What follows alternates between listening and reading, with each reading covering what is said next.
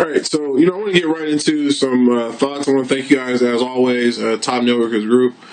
Thanks for dropping by. I got some nuggets for you guys on believing you're the CEO and what that means in the context of MLM. And I'm gonna keep this one short because I think I can hit this nail properly.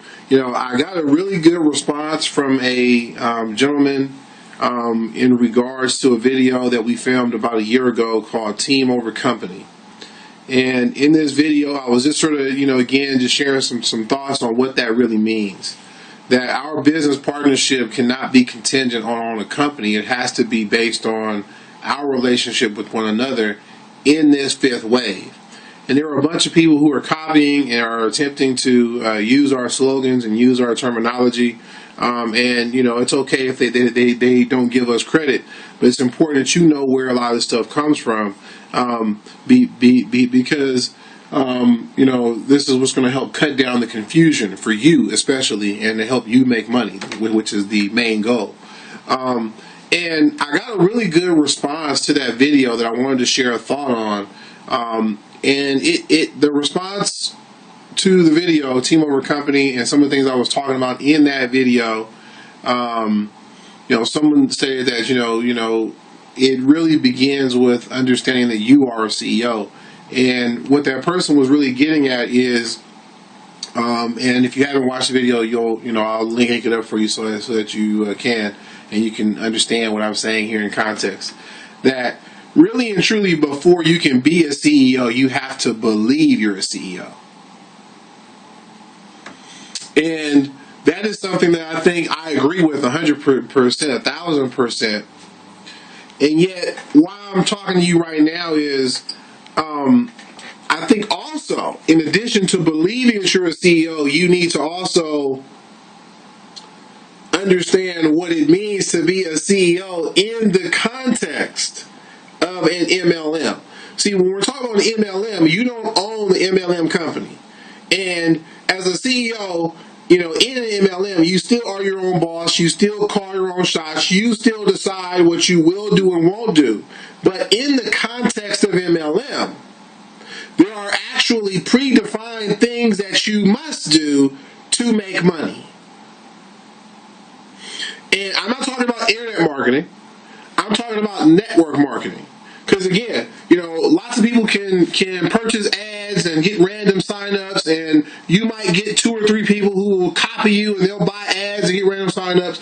But if that's your strategy, that's not going to last long term in network marketing. And as a CEO, you need to understand that aspect of MLM. Again, believing that you're a CEO, that's where it starts. But you also need the knowledge of a CEO.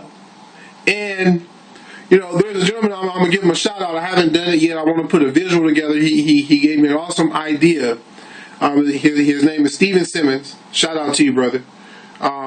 Get with him, right? Smart, brilliant mind. And he was talking about his idea here, not mine. Virtual CEOs, this concept that so many of us, this is what we are. We're virtual CEOs. We are building our businesses, and we don't always have a brick and mortar. We aren't always going to a boardroom. Some of us are having Google Hangouts, and that's our boardroom, right? So some of us are meeting through social networks. We're meeting in different virtual offices. And I think that this is all well and cool. However, the problem, and I've been highlighting this problem for several years now, the problem in MLM is all these CEOs, they're too caught up in not having a boss.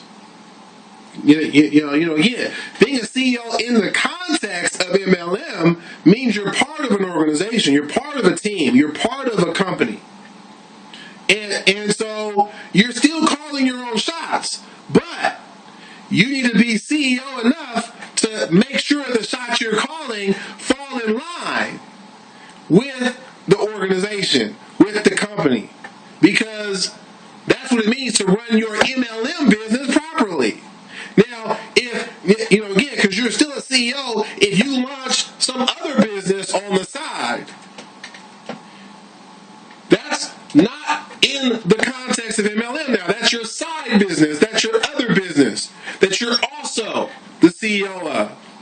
In that business, you're going to call 99% of those shots. There's no one that's going to give you a predefined outline of what you should be doing. However, if you're launching that business in an industry where people have been successful and where there's a checklist of things that if you follow those same things in an industry, you'll be successful too, then you will be foolish as a CEO not to call those shots, not to decide to do the things that are already working in that other industry that you've launched your other business in.